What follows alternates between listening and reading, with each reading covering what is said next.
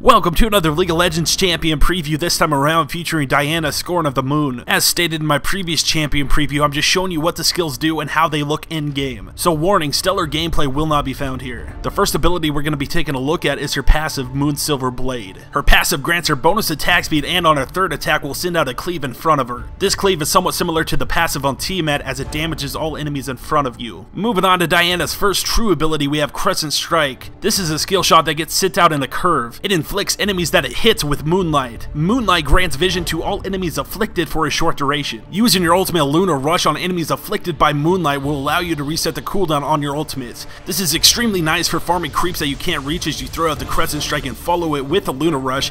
Also beneficial for chasing enemy champions as the cooldown on the Q does get refreshed so you can jump one more time. Moving on to Diana's second ability, Pale Cascade.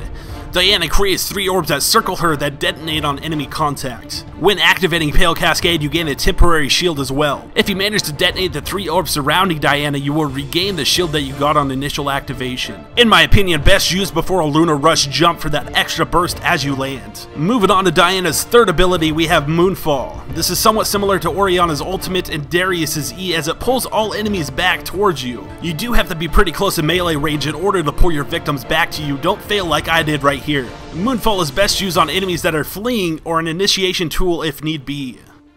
And last but not least, we have Diana's ultimate Lunar Rush. This is best used after a successful attack with Moon Silver Blade. As you jump to an enemy afflicted with Moonlight with Lunar Rush, the cooldown on Lunar Rush is then reset, allowing you to reuse Lunar Rush if need be. The cooldown on Lunar Rush is extremely low, which allows you to chase down almost any champion without a problem. And I thought I would throw in my impressions about Diana at the end of this video.